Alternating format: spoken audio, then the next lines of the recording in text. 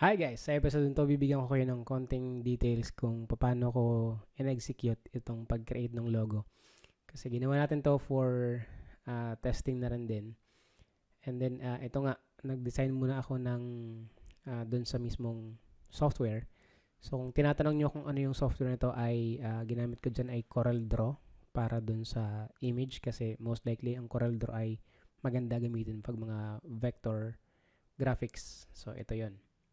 And then, in-upload ko to sa Blender para maging 3D kasi mas maganda yung dating ng 3D sa Blender.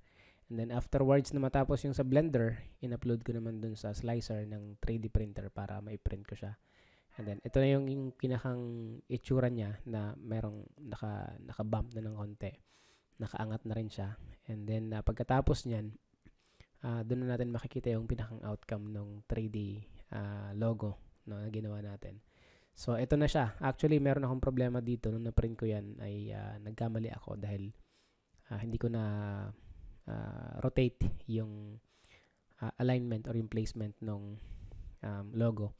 So, sa mga lang pagkakataon, inedit ko ulit yan and then nag-reprint ako. And ito na yung itsura niya. So, para maging glossy yung taas. So, binaliktad lang natin yan.